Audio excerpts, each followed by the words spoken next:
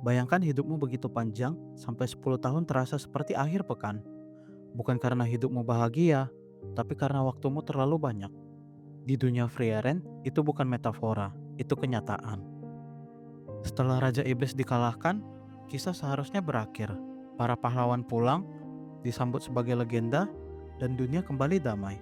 Tapi Frieren Beyond Journey End justru dimulai di titik yang biasanya kita anggap sebagai penutup. Karena cerita ini bukan tentang kemenangan, melainkan tentang apa yang tertinggal setelah waktu terus berjalan. Frieren adalah seorang elf. Ia hidup ratusan, bahkan ribuan tahun. 10 tahun petualangan bersama parti pahlawan adalah waktu yang sangat singkat baginya. Sementara bagi manusia seperti Himmel, 10 tahun itu adalah sebagian besar hidupnya. Disinilah konflik utama Frieren muncul. Bukan konflik pedang, bukan konflik sihir, melainkan konflik persepsi waktu. Bagi manusia mortal, waktu adalah sesuatu yang selalu berkurang. Setiap hari berlalu membawa kesadaran bahwa hidup punya batas.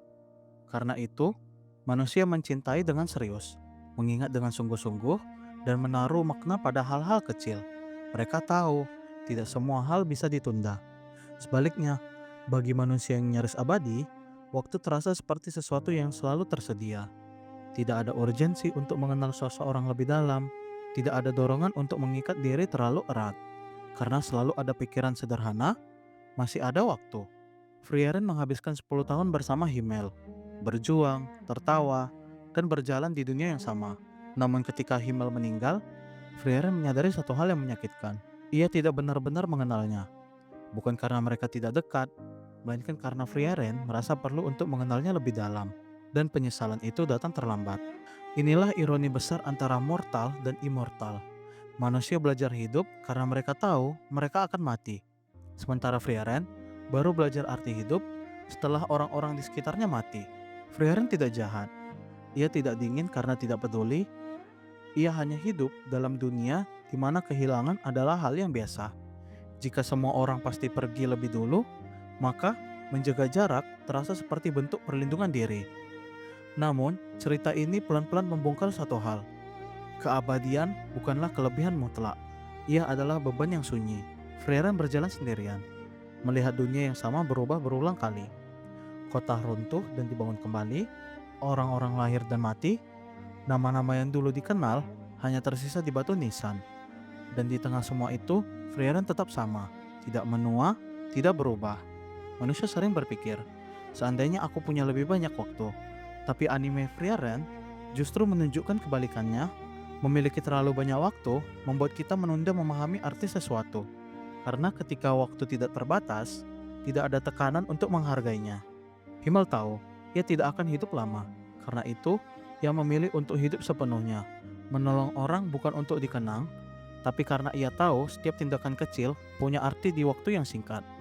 Frieren, sebaliknya, melewati momen-momen itu tanpa menyadari nilainya, sampai semua berakhir. Dan mungkin disitulah Frieren Beyond Journey End sebenarnya berbicara kepada kita.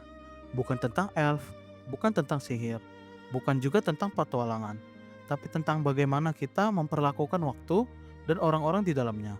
Karena pada akhirnya, yang membuat hidup berarti bukan berapa lama kita hidup, melainkan seberapa sadar kita bahwa waktu itu tidak akan selamanya ada. Dan mungkin kita tidak perlu menjadi makhluk abadi untuk belajar pelajaran seperti Frieren. Kita cukup dengan berhenti berkata nanti saja. Mungkin setiap dari kita pernah jadi seperti Frieren, merasa masih punya banyak waktu, menunda untuk benar-benar mengenal seseorang, menunda untuk berkata jujur, menunda untuk hadir sepenuhnya, sampai suatu hari waktu itu tidak lagi menunggu. Kalau kamu berada di posisi Frieren dengan hidup yang jauh lebih panjang dari orang-orang di sekitarmu, apa kamu akan menjalani hidup dengan cara yang sama? Atau justru memilih untuk lebih memperhatikan hal-hal kecil yang sering kita anggap sepele? Kamu bisa tuliskan pendapatmu di kolom komentar tentang bagian mana dari kisah Frieren yang paling terasa dekat dengan hidupmu. Bukan untuk diperdebatkan, tapi untuk kita renungkan bersama.